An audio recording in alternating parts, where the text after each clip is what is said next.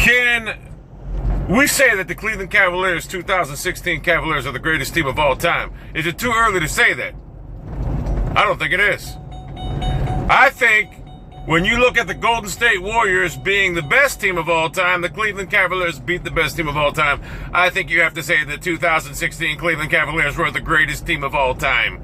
I think if you put any team in the annals of fucking NBA history in front of that Cleveland Cavalier team, that Cleveland Cavalier team would sweep them and humiliate them by 30 to 40 points every game.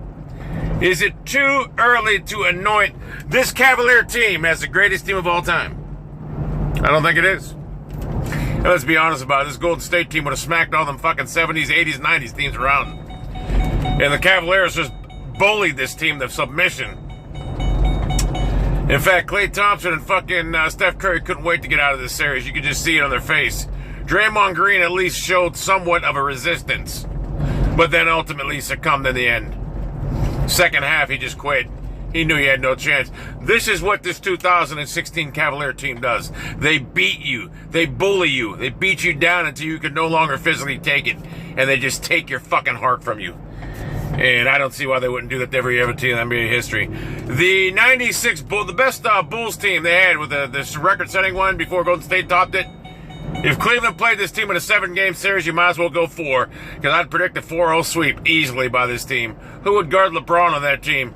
He would take Jordan to school every fucking play. He'd put 65 to 70 on Jordan every night. And he'd shut Jordan down at the opposite end. And who would fucking guard Kylie? Or Kylie? Who would fucking guard Kyrie Irving? Nobody. Nobody. You think Jim Paxson, Craig Hodges, whoever the fuck Steve Kerr? Nobody. So, yeah, this team would have dominated. Tristan Thompson, you trying to tell me Dennis Rodman would be able to contain him off the boards? Fuck, now it's a different game. Tristan Thompson would have had 50 fucking rebounds that fucking era. Timothy Mozgov would have been a fucking elite center back in the 90s, so you can scratch that.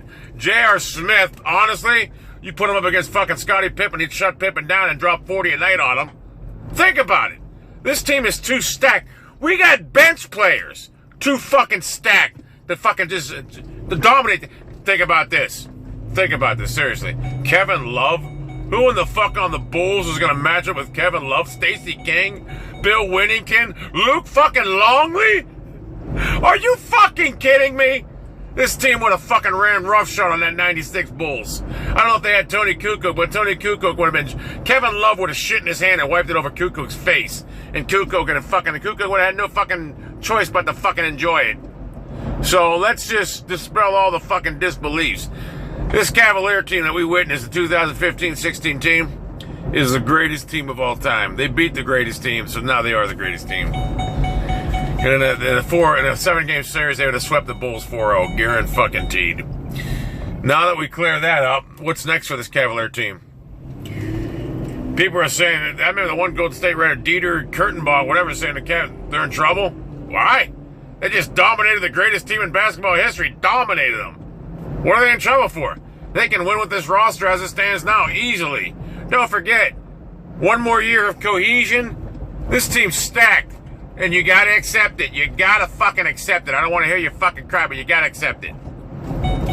So, Cavaliers, looking to be the most dominant team I've ever seen in a while. And that is your video for whatever day this is and whatever month this is in 2016, I believe.